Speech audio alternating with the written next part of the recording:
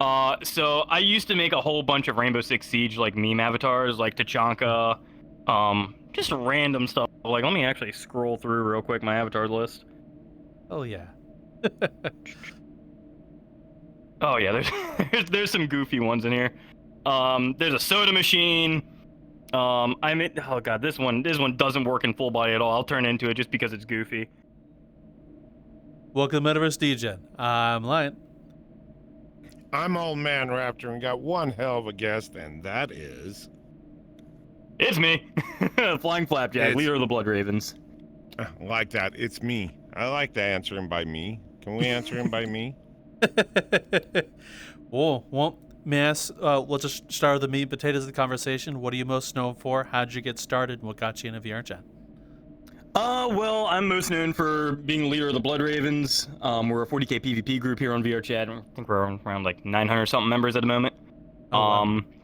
But got started on VRChat actually through the Ugandan Knuckles days, so that's what brought me to the game. Then I got kidnapped by the 40k community, and now I lead a 900 member group. I don't know how I got here. I still don't know what I'm doing. Oh. Whoa. So what was your first interaction with the Blood Ravens like, and how did you end up being the leader of the Blood Ravens? Well, my first interaction with the Blood Ravens, I ran into my buddy Stymie in the old 40k community. And at that time, I didn't really know much about 40k. He was a big Blood Ravens fan, so me and him got talking. I was like, oh, yeah, bro, Blood Ravens are pretty cool. And then just kind of started as a friend group, which kind of just kept growing and turned into a server around 2019. That's about the time I kind of got command of it. And then we've just been doing battles, a whole bunch of other events, and all that kind of stuff ever since. Oh, wow. So what have been, or do you guys just do PvP, or do you have any lore storyline stuff, Mask? What kind of events do you do? We do, so our main thing, our bread and butter is the PvP battles. But we do game nights, world hops, movie nights, all that kind of fun stuff. I'm trying to branch a little bit more into the RP side of things by doing like sector patrols, which we're just basically going around the pug acting like Space Marines. Just trying to get into firefights and all that kind of fun stuff. But we're slowly kind of building towards that. I want to get like a little RP campaign going, but that's going to take a little while probably. But yeah, currently at the moment, PvP is our main thing. Okay. So what has been some of your most memorable events, PvP battles, or moments within the PvP community in Blood Ravens? There's been a lot. It's been like, I think 6 years worth of events. Probably some of the real big notable ones are like some of the community wars that we had in the 40k community. Like real big battles, like 80 people an instance, a couple instance worth of people. They're always laggy, but they're always fun. They got a little out of hand sometimes just with the amount of people shooting at each other. But other than that, probably like stuff like PJKT, VRCon, all those big like community events, just interacting with other communities and all that. All those have been phenomenal. There was even one, I think it was PJKT, no, it was VRCon, I think. I was just walking around, and then I just started getting chased by Hapus. Because my one friend was also getting chased by them, and then he led them to me. So it just turned into like a cartoon villain chase, effectively. What's one of the weirdest things besides what you mentioned earlier about, what was one of the weirdest things you ever seen in VR besides, you know, the little red guys running around? Honestly, anything in the pug. Oh God! Like, I've seen a lot of stuff on this game. That could be wicked. Oh God! Like, I can't really zero in on anything in particular, but there's been a lot. All right. So you mentioned earlier you do large-scale PvP battles and stuff like that. How do you keep track of who gets hit, what, and how do you maintain and run those properly? All right. So with the PvP, it's all world-based and avatar. Well, it's world and avatar-based. So all the weapons on the models, they do damage in the PvP worlds. So this one, if I were to shoot someone in the face, he'd fall over dead, respawn and all that. And that's how we kind of host the battles. So we've effectively somehow managed to smuggle COD into a VR chat room and have proceeded to kill each other. Thanks to my buddy Fluff. I'm pretty sure you did an interview with him recently. I think. I could be wrong. No, I think Novid did. Oh, Novid. Okay. Yourself, yes. I knew he had a interview with someone recently. I couldn't remember who. Yes. But yeah, we use a fluff system for all that. And normally I have all my guys in a VC, so we can communicate through the battle, do what we need to do. And if any issues pop up, I can just take care of it right then and there. Oh, wow. So how many large-scale PvP battles or PvP battles have you guys done with? And what have been some of your more favorite or more notable battles you've had? And with who? Well, we've had way too many for me to count. We host a couple per week. Some of like the really big ones that we've done that are really notable are some that we've done with the Daleks. We've done some pretty big battles with them. Just more like some of the objective-based ones we've done have been like really fun. Last week, or no, not last week, it was this week. We did one with both Night Lords and Space Wolves, so it was a 2v1 with us being the one group. Which that was pretty fun. I got to melee people out of the sky as they were flying. So. Oh. Yeah. Okay.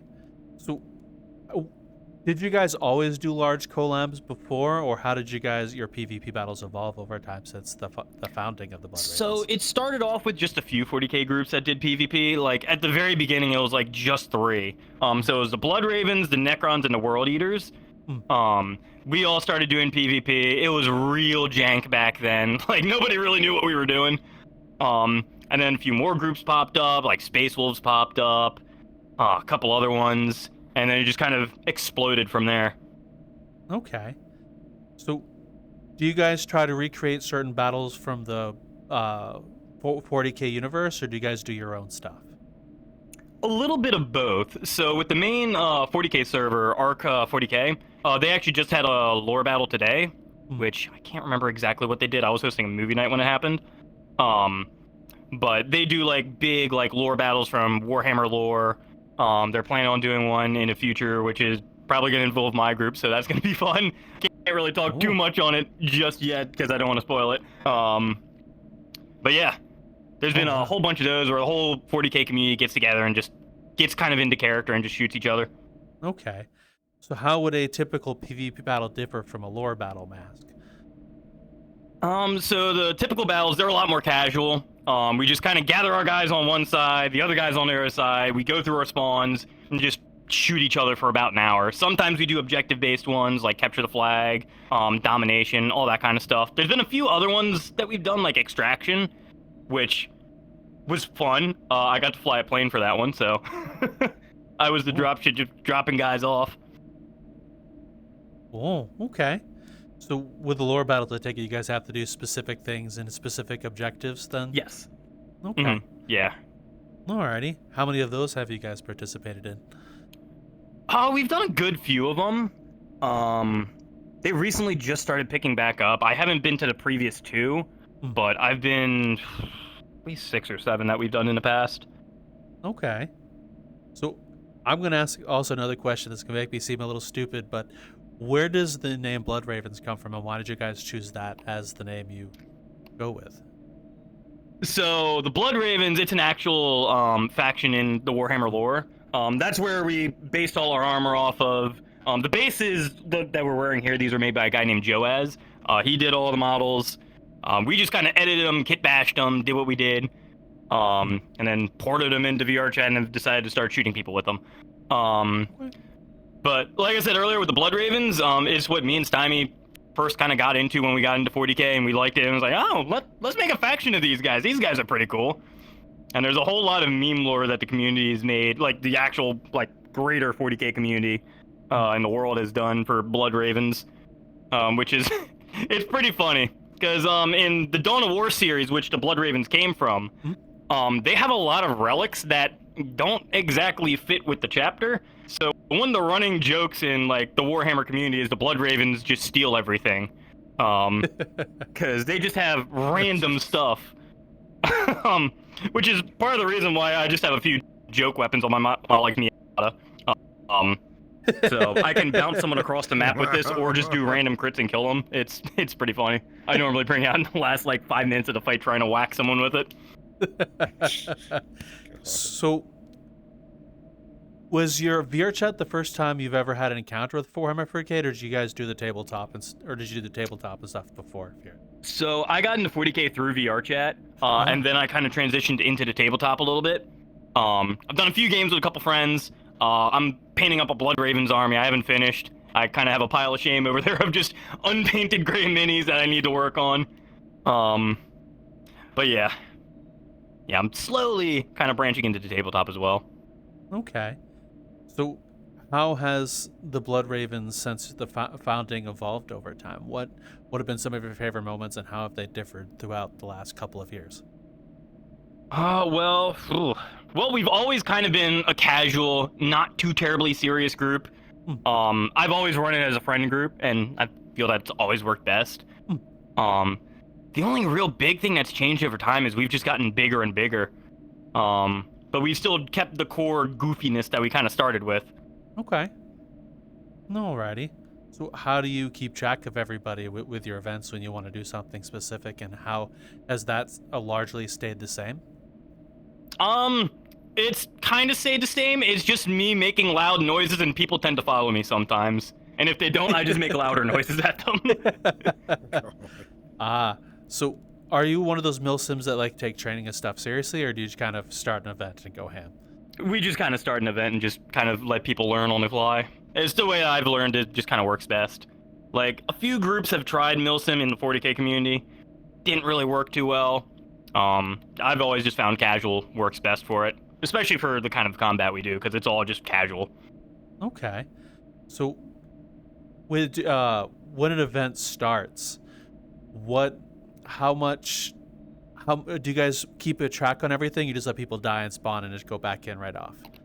Yeah, we just let kind of people just kind of do their own thing during it. If they die, it's just go right back out, get back on the line, just start killing. Okay, fair enough. Now, what have been some of your favorite moments from within battles, may I ask? Because I remember we heard for the Daleks there's a moment they were in a PvP battle where they had a giant ship come out of space and then they got nuked, stuff like that. Anything like that? We had a few instances like that. I'm pretty sure the Daleks did something similar with us a while back.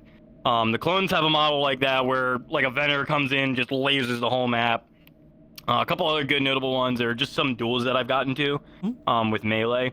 Like, I'll see another guy running at me with like a sword or something. It's like, oh, it's go time. Just get my hammer out and just start swinging.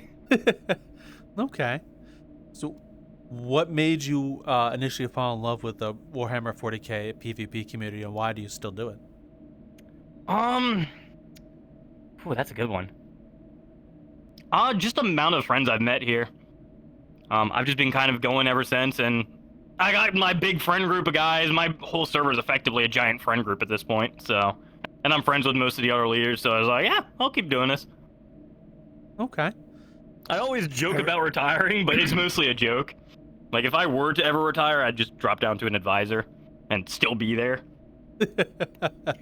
Have you guys ever got all suited up and everything else like this and decided we're going to hit these guys with them out knowing, they're doing their thing? You got two games going, people going, all of a sudden you just flock in and I'm going, we're here? Oh, all right. Yeah, we've done a few like that. Normally we let the event host know, so it's not like we're raiding the event or anything. It's like, hey, you guys are about to get some guys coming in here.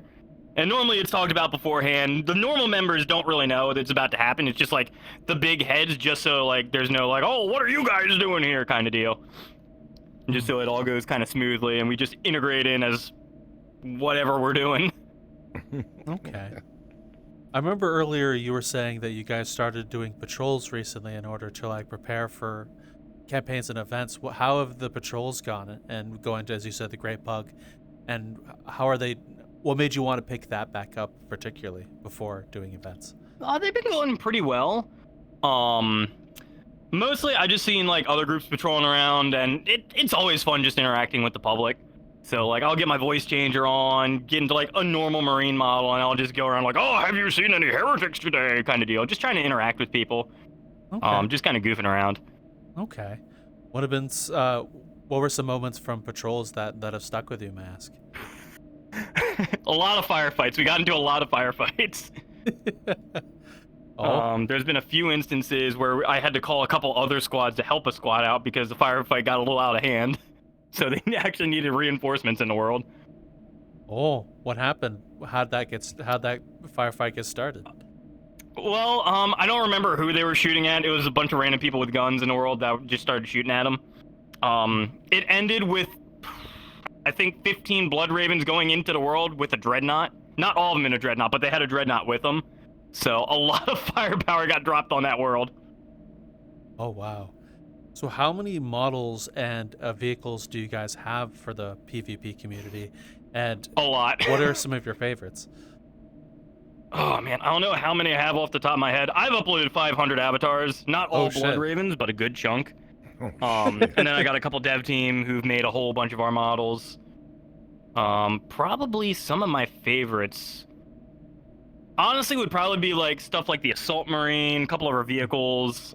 We have some fighter jets that we use occasionally on worlds that have the flight prefab. Transport aircraft. We got a tank that my buddy Core made, which is pretty fun. It dies pretty quick just because it's a big target, but it's still fun to use. Okay. And a whole bunch of the dreadnoughts are also fun. Oh, so with the models and vehicles, do you guys pick them directly out of Warhammer 40k lore and the universe, or do you like have anything custom? Yeah, like the only custom ones we have are like personal models and stuff. Like, for example, my model, this is my personal one, which I've just been kind of working on and off over the years. Got my own preferred loadout and stuff on it, just so I can fight the way I want to. And we got a bunch of other people who have custom models where it's just kind of customized the way they like it, still fits within the lore. Sometimes they'll have like a goofy toggle for like a head swap or something. Which that's perfectly fine. I was just like, hey, as long as it's got a helmet toggle, you're fine. Okay.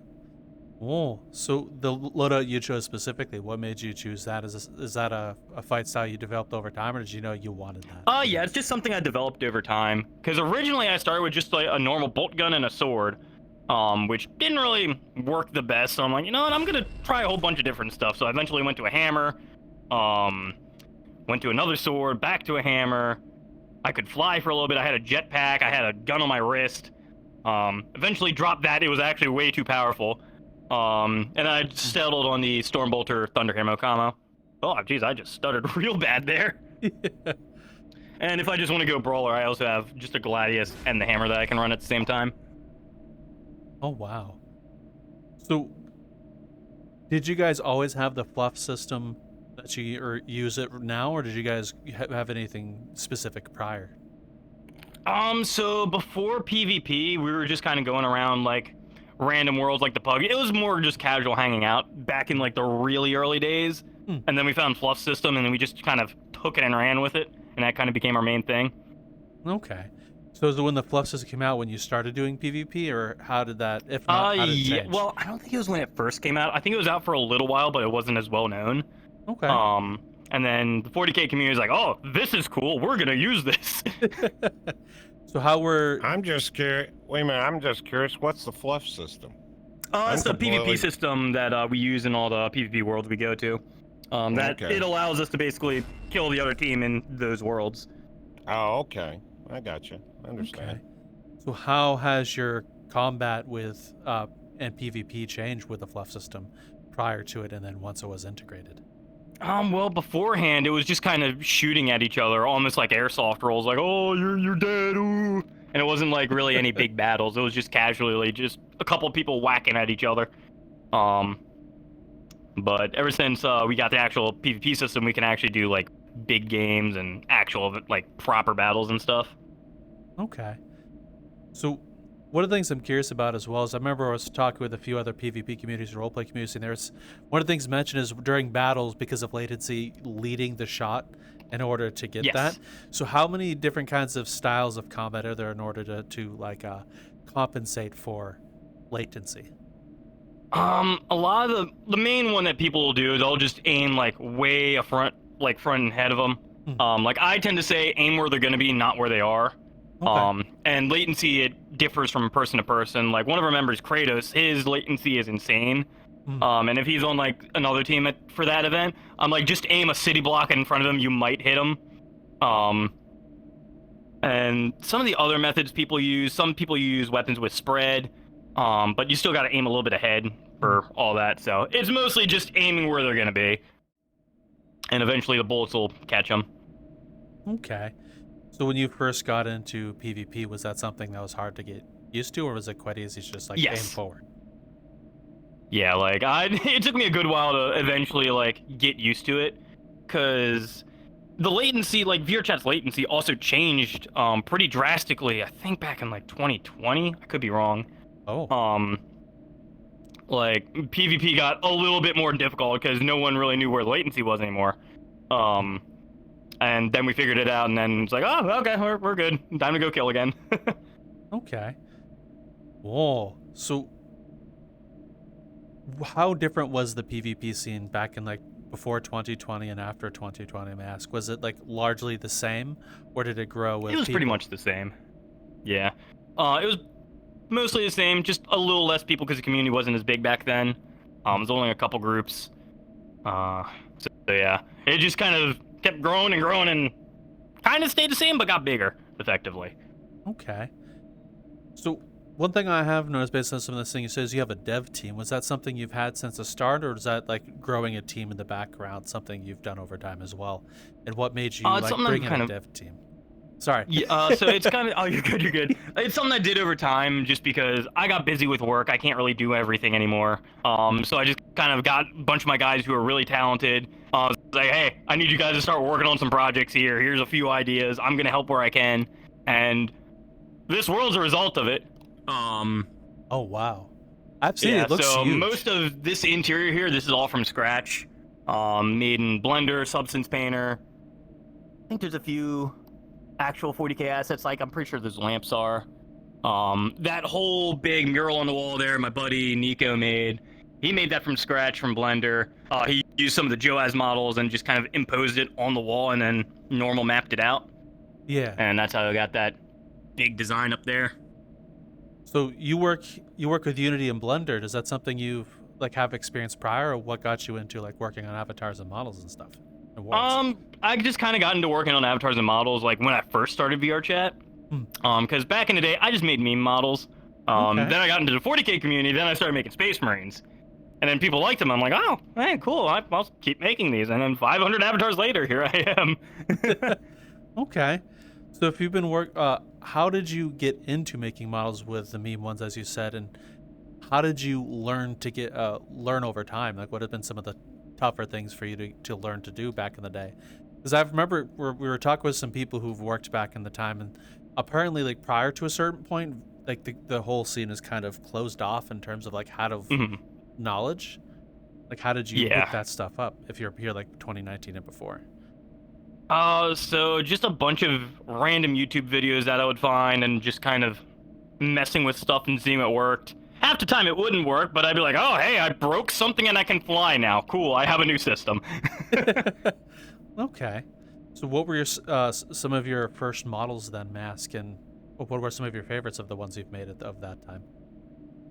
From like the early days when I first started? Yeah, with the memes, what were some of your earliest models or favorites from the meme days? Oh, boy. So I used to make a whole bunch of Rainbow Six Siege like meme avatars, like Tachanka, just random stuff. Like, let me actually scroll through real quick my avatar list. Oh yeah. Oh yeah, there's some goofy ones in here. There's a soda machine. I made, oh god, this one doesn't work in full body at all. I'll turn into it just because it's goofy.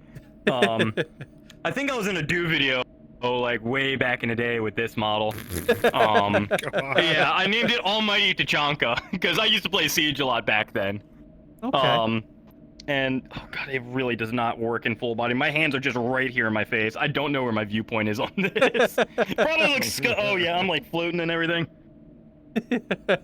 Somehow the fingers work. I don't know how I managed that. But yeah, I would just make stuff like this. A couple other goofy ones. Made this one, which I just called Tachanka's new buff. This was before like he had his LMG to where you could actually like move it around and stuff. Yep. I was like, ah yes, 3 armor, 3 speed Tachanka. He's on an armored Segway with a machine gun. Oh wow. Yeah, so my models have come a long way since then. I can see. How long have you been working on avatars, or have you been doing it since those days? And what are some of the tougher things you've learned? Hello, I'm actually here to interrupt the episode you're watching really quick to ask you a favor. Please come join us at any of the other locations we have. You can find us on YouTube and Spotify, both of which we post our episodes and are very up to date on both. We have Discord where you go to hang out all the time, where you're gaming and shooting the breeze over with many people over that way. Feel free to come join us. I invite you. If you wish to support us, we have a Patreon where we post a bunch of random bits, bobs, and extra podcasts every once in a while for you to go enjoy. Also, if you wish to support us while in VRChat, we're now part of the creator economy. So please come join if you wish to support us there. It's there for you to choose if you so wish. And thank you very much. And a special thanks to some of the people who have signed up on our Patreon, which are as follows. I have written down so I'll remember. And that's a tough thing. Forbidden Zero, Niche, Aliquum, Future Oracle, Lesser Capybara, and Frozen.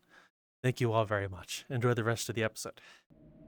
I've been doing it ever since, I think it was either 2018 or 2019, one of the 2 years. It was early on into my time in VRChat. Okay. But probably some of the harder stuff I learned was just guns in general. Like, back in the day, I didn't really know what I was doing because I started from nothing, and then just kind of learning how stuff works, how to do latent particles to where they don't disappear after letting off the trigger, properly do sounds. I accidentally figured out how to make flying avatars because I was trying to make armor on an avatar. And then I found out if I jump, I just start flying. So I just kind of fiddled with it a little bit, found like where it needs to go, and now I can make really fast flying avatars. Oh, wow. So I do have a question. How different is a normal model versus a PvP model? Is there something that sets them apart? It's not really too terribly much difference. It's just mostly in the particles. Okay. Because you have to set up the particles a certain way to where they don't do like really random damage effects. Because I believe Fluff has a tutorial on how to do it. I haven't done it in a minute since I've just been using the same Unity project for years. So it's already set up in there. But you gotta set like all the layers, set it to the certain not the values, like what they do and all that. You gotta add a couple. And then I'd typically go in the game, test, make sure it doesn't do like, for example, like a gun doesn't do fire damage or something. It just does normal actual damage. Okay. Whoa. So how many different, not the button I wanted, how many different weapon types are there within your group with the Blood Ravens? And are there any common ones that people tend to lean towards? Probably the most common ones we use are bolt weapons. So guns like mine is just a really fancy one. But it still does the same thing, shoots bolt rounds, does normal damage. A lot of people tend to use swords a lot, just for melee. Flamers, they're kind of used not terribly as much as some people used to use them. There's heavier weapons like heavy bolters, assault cannons. We even have a grav cannon. Shoots just a giant beam and kills people with it. It's really fun. And then we got people with psychic powers. They shoot like lightning, or they give themselves buffs. Whole bunch of random stuff. Okay. So are a lot of these different weapon types of vehicles like too lore specific? All of them? Or are they just like I try to make them like as close to lore as I can. Okay. Like if there's something that I don't know how to do, I typically won't really make it. Because I don't want to mess it up. But I'm learning more and more systems to where I'm like, okay, I can do that now. Because for the longest time, I couldn't figure out how to do single shot weapons where the particle wouldn't despawn just after letting off the trigger. So I'm starting to go into that now. Which, honestly, I probably should have learned that a while ago, but I was just busy, so I was like, I'll put it off. Okay. So, may I ask, who's been some people that have, like, guided you through, like, working on these things, like weapons and the avatars, and how have the models changed over time? Ooh, there's been a few people. Well, Fluff was one of the main ones who I learned how to do PvP from. There's been a bunch of my friends like Brovadet. Fallad taught me a few things. Nico Star, he's one of my dev guys. Whole bunch of people. Pretty sure Mr. Bones I learned a bunch of stuff from as well. Just most of the main avatar creators in the community. Core Fuse was another big one. FPS Noob, he's another one of my big dev team guys. Just too many names to say, because Okay. I'd be here for a while, because there's a lot. Okay, that's I just kind of fair. asked a lot of people, like, hey, how did you do this one thing? I was like, oh, you just do this and this. I'm like, all right, I'm gonna try that and see if it works. Okay. So how have the Warhammer 40k models within the Blood Ravens changed over time from when you guys started with the ones you've pulled in to what you have now? Oh, so we went from original like Dawn of War 2 models, which were real low poly, pixelated, just crunchy. They didn't even have all their fingers. They had like mittens effectively. From there we went to the original Joaz models, went to Gen 3 Joaz. Now we're using Gen 5 models, kind of mixed with the Gen 3, just to kind of use a little bit more optimization, because the Gen 5 ones, they have a lot of polygons in them, so it's like, okay, we're going to use some of the old stuff and the new stuff. And then we just kind of kit bash from there. And a lot of our guys are making scratch stuff too, so. Oh, wow. Like, for example, my hammer, this is scratch made by my buddy Bray. That looks really neat. And then I just put that lightning effect on it. Oh, so I have a dumb question. What is the difference between the different generations? You said Joaz Gen 1, 2, 3, 4. What are the differences between them, Ask?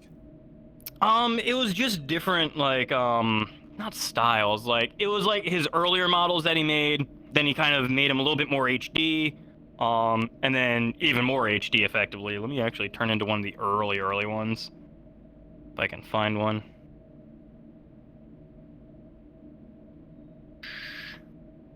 I'll scroll way through my avatar list here. Which, looking through some of these, it's like, man, I really didn't know what I was doing back in the day. What do you mean? Just the way I used to do stuff. See how long it takes me to load. There we go. This one was part of the Gen 2 models. Which this was also before Avatar 3.0 came out. So it was all gesture based, and oh god, I put the fire emote on rock and roll. Which you can see with the muzzle flash and the particle. It's changed a lot over the years. Yeah. Although the model still looks very well done in terms of like the modeling itself. Thank you. Yeah. Oh, so how different were the PvP models between like 2.0 and 3.0? Where like, how did you guys do like all those gestures and all that stuff at the time? We just kind of bound stuff to keys, and whatever worked. We couldn't really put too many weapons on at the time because you only had a certain amount of gestures that you could do. So we just made a lot of different models for a whole bunch of different stuff. Which nowadays we can put a lot of stuff on one model, and we just optimize it. And normally it works pretty good. Okay. So I take it the 3.0 was like a game changer in terms of like once it was first introduced at the time. Yes. Yeah, it took a lot of us a little while to learn how to actually like do it. Like I was one of the ones, I was like, I don't know about all that, and I just kind of stayed on 2.0 for a little while longer. And then I finally took the dive and I'm like, wow, this is significantly better.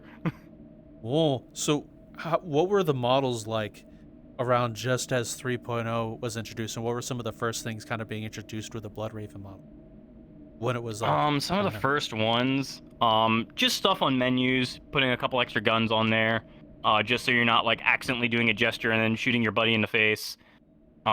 Just a whole bunch of quality of life stuff. Okay. So now were the PvP battles any different for when 3.0 was introduced, or were they largely the same? They were mostly the same. Just less cases of people doing random stuff that they didn't mean to do because they accidentally hit a gesture. Oh, were there any funny moments from when those days where people would accidentally hit a gesture? Yeah, there was a lot of instances of people like trying to point at someone and just accidentally stabbing their friend in the face as they were pointing at something. Oh my god. that happened quite often. That happened to me a lot. Sorry, Bill. I didn't mean to get It's you like, with hey, there's a my guy over knife. there. I'm like, It's okay, well, I'm dead now. You poked me. Thank you. Thank you. I'll You go did back their and start job from the for beginning. them. I'll go back to the beginning and start Yeah, over, pretty you much. asshole. You just took my head off with your own blade, you moron. Learn how to pull it right. Yeah, I can see that. That'd be fun. Yeah, so that was pretty common back in the day. Oh, so what kept you working on the models in the World's Mask this long from like back in the day? Since you have a dev team now, what keeps you working in Unity? just re-updating old models, seeing cool stuff. It's like, oh, I want to make that. So I go in, I'm start doing something. It's like, oh, that's another cool thing. And I start on another thing. Yeah, just kind of passion for it. It's a hobby, so it's something I enjoy doing. Okay. Now, the world we're in, how many different worlds have you guys used in terms of like for your events and the Blood Ravens? We've used a lot. This one we use mostly as like a gathering hub, and just kind of for like ceremonies and stuff. So most of the time my guys just meet way over there in front of that podium, and I'm standing up there just talking to them like, okay, this is what we're gonna do today. Got a room over there for avatars. We're gonna have rooms over there, a whole bunch of other rooms. People will eventually be going on those bridges up there. But that's all like long-term stuff. But other than this, there's probably around like 50 to 60 Avatar PvP worlds that we use for events. Okay. Just to vary it out throughout the days. So we'll be fighting on one map one day, another one the other day. Fluff even made a PvP bar that people hang out at a lot. And they also do duels there as well, because there's like a little dueling arena. So we'll go there occasionally, have like hangout nights and stuff. Okay. So you mentioned earlier that you'll do ceremonies and stuff here. What do you mean by that, may I ask? Just for like promotions and stuff, or if there's like something big going on, we'll bring guys in here. Or at the end of like patrols, I also bring them in here, and it's like, okay, so what did you guys break during your patrol? Okay, so you guys have a ranking structure then, as he says, promotions and stuff. Yes. Okay. What are the ranks and how would one progress, and how are the different ranks different from one another? So it's pretty casual. It's all voluntary. You don't need to rank up if you don't want to in it. But most people start at Scout Marine, which they go through 2 battles as that. Then they can go up to like Tactical Marine, Devastator, Assault Marine, all like the base ranks. Then it's about 5 more. They rank up. And another 5 more, rank up again, get to Veteran. Then they get all like the big fancy like Terminators, Veteran units. After that, they can go to like either like a Lieutenant if they want to. They can try out for that. Honor Guard, which I got a guy trying out for that, which is a longtime member. So he's also one of my friends. I've known him for a long time, so I'm going to give him hell during his trial. Because he's going to be part of my Honor Guard, so he's going to be trying to protect me. So I'm like, oh, this is going to be fun. Yeah. So did you guys always have these ranks, and how are the ranks different from one another? Like you mentioned Honor Guard and stuff like that. What are those specific positions? So mostly it just deals with like the avatars and like what class you use. For stuff like Honor Guard, that's a trial role, or a role you have to do a trial for to get into, because it's effectively my bodyguard unit for battles. And it's something in the main 40k lore, which they're like some of the best of the chapter. They protect like VIPs and all that. So I'm like, okay, if you want to go through that, I'm gonna give you hell. You're gonna earn it. Which I'm currently kind of revamping my Honor Guard, because a bunch of the old guys they got busy with life, so, and then a bunch of other people are interested. So it's like, okay, time to do a little rotation. Okay. See who's doing what now. Have you guys always had the ranking structure in, or how did that evolve from when it was first introduced to now? At the very beginning, it was just we kind of gave people whatever they kind of wanted to be, which was very chaotic. Then it was like, okay, let's get a little bit more structure going here. And we've kind of had the same structure for the whole time. It's just the amount of battles you got to do for some of them has changed a little bit, but not by terribly much. Okay. So, what if someone wants to rank up from one or the other? What are the trials like, and what would one have to do to rank up? So for the main roles, there's no real trials. You just got to go through a couple battles, and then you put in a role request, and then put how many battles you've been in. We check and like, okay, yeah, there you go. But for like I said, with stuff with like Honor Guard, basically you get with like one of your HRs, be like, hey, I want to try out for this. They're like, okay. They relay that message to me, a bunch of the other HRs. We're like, okay, so this is what we're gonna do. Do that thing. If they pass it, they get the role. If they don't, it's like, okay, well, you can get another shot if you want. We're gonna keep you at your current role though, for now, until you can do it again. Okay. So are there any model differences per rank? Are there any other perks or benefits, or is like in name rank only kind of thing? The main benefits are just different weapons. Okay. The more veteran units, they're the more powerful ones, so they got bigger guns, more stronger guns, more melee weapons, all that kind of stuff. Some of the higher ranks, like captain and all that, those are HR ranks. There's also sergeants who can like lead squads in battles if they want. That's like more a little mid-rank. Same with lieutenants, which they also have the ability to host events if they want to. So yeah, there's a few perks with some of the higher ranks and mid-ranks and all that. Okay. But it's still all very casual. Oh, go ahead. Do you have a height level? Height level, as in like avatar height? Yeah. Most of the avatars are around the same height, which is about 7 to 8 foot tall, which is more accurate for Space Marines. But then we got bigger ones like Dreadnoughts, which are way up there. And some of our vehicles are huge. And also Centurions, which are really big, which is basically a Space Marine in a Space Marine, to put it the best I can. Okay. Actually, let me turn into the model. I'm screwed. I can't stay this small, and Echo, you just shoot them at the knees. Yeah, here we go. This is one of our big guys. Oh, I'm also just now realizing I'm all the way across from my room from where I thought I was.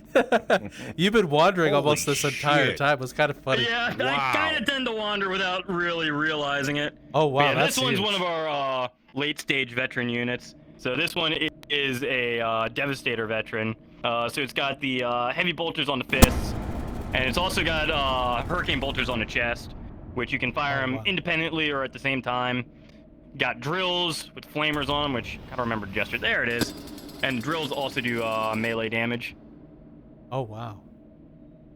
And then you can just punch people with the giant fists. Oh. So I'd be how many squished. how many times have you altered the models you used, Mask? From when We normally only alter them if like either it needs to be nerfed, either buffed, or like if something changes with the system. Most of the time they stay mostly the same, unless one of those issues pops up, or if it's like, you know what, I'm gonna change the model itself a little bit just to change what it looks like. But it's not really the most common that we need to do that. But I've been recently going through updating all my old models, just trying to get all those up to speed. Mostly with just like quality of life stuff and just updating like the look of particles and all that. Oh, so what would you say going through models and stuff? When you're going through some of the old models and pictures and stuff you've done through, what is it like looking back at all this history, and how have the people who've like come into the Blood Ravens, are they changed? Are they the same from back in the day or whatnot? What's it? We've gone through a lot of people. Like we still have a lot of the old members, but there's just been a lot of people who've kind of joined in. They do their thing. They're still around, a lot of them. Some go do other things. Some come back. It's kind of a nostalgia trip going through some of the old pictures. It's like, oh, hey, I remember that guy. Or it's like, oh, hey, I remember that event. That guy did that. That guy tripped and fell in his bed or something. There's a whole bunch of other stuff. And then looking back at some of the old models, it's like, damn, I need to update that. And then I forget, and it's like, oh, damn, I need to update that. I forgot. Oh. Are there any like historical moments from within the group, the Blood Ravens, or are there any memes that have sprouted up over the years? Oh, there's a lot of memes that have spread up out of the years. Just normal shenanigans from battles. One of the big ones that popped up, one of our former lieutenants, he went back to Terminator just because he was busy with college. So he started a bit just known as 5 on die. Where basically after you died, you do 5 push-ups, which he just kind of started that on his own, and a whole bunch of people started doing it as well. Like I went to a battle one day and everyone's doing push-ups. I'm like, what the hell are you guys doing? It's like, okay, fuck it, I'll do it too. Okay. Another bit that popped up recently, at the end of battles, like all my guys turn into a model that's literally a swarm of bees. And we're like, oh yes, the psychic potential of the Blood Ravens, ooh, and we just swarm the other team with bees. It doesn't do any damage or anything, it's just a swarm of bees, and it's just funny. Oh, so are there any historical moments from within like battles and stuff that have stuck around, maybe ones that are kind of like idolized or still mentioned from back in the time? Epic moments. Oh, so a few of them are from like some of the main like community wars that we've done. Just like, because those were some of the competitive battles, where there was actual stakes and stuff. Some of them we turned them around in like the last few seconds, just like one final push, finally taking the objective. or just like absolute games where we just stomped an enemy and it's like, oh, wow, that was something. There was a few battles where really cinematic things happened. Somewhere it was like a huge turnout of guys. Where there's one, it's actually my VRChat banner on like Steam. Yep. I think we had a bunch of dudes, and I just kind of lined them up in front of one of our Storm Talon avatars, which is one of our transport aircraft. Just a whole bunch of Blood Ravens just lining the whole thing. Like, it almost looked like a World War II unit picture. Ooh. So that was one. That was also, I think that was actually a community war battle as well. So that was another notable one. Oh. Well, I'll ask the last couple questions before we start wrapping this up, if that's all right. First of which is the name you use in VRChat. Why'd you choose it, and why do you still use it? Oh, well, okay, so this is a funny story. A lot of people think it's from the show Adventures of Flapjack. Not at all. It came from before that. So, rewinding all the way back to 3rd grade, my buddy was having a sleepover party. He thought it was a fantastic idea to invite all the guys from the class over to his house for that sleepover party, which went about as well as you would think. Whole bunch of 3rd graders running around. So fast forward a little bit to around 2 a.m. probably. We were all kind of settling, getting ready to go to sleep. We all had sleeping bags and stuff in his basement. And then my buddy Jordan decided to pick up this plastic pancake that he found, because my friend, he had a little brother who had one of those kitchen play sets. Picked up that pancake, stood up, screamed "Flying Flapjack," and just chucked it. I sat up wondering what the hell is going on. I just get beamed in the head by a plastic pancake going at mock Jesus. Which that started a plastic food fight, which lasted about 20 minutes. And yeah, ever since then, I've been using it as a username on stuff. It just kind of stuck after that. Oh, well, thank you for sharing that. And the avatar you're in, why'd you choose it? Why do you use it? And is there anything about it that means anything to you? This is just something I've been just kind of working on over the years. It's gone through a lot of different iterations. The main thing that's kind of stayed throughout the years is the helmet. I don't think I've ever really changed my helmet besides adding stuff onto it, but the base helmet is the one I've been always using. Originally it just started, I was like, oh yeah, that's something cool. And then it just kind of became something iconic that I tend to use, and everyone in the community knows it's oh yeah, that's Flapjack right there. People always call this just the Flapjack helmet, so. But yeah. Oh, well, thank you very much, Flapjack, for letting us get to know you. Hear all about the Blood Ravens and yourself, so thank you. Yeah, no problem. Oh. Well, with that said, where can the audience find you if they wish to find you or the Blood Ravens? All right, so if you want to find me on Discord, my Discord is the same as my VRChat username, TheFlyingFlapjack.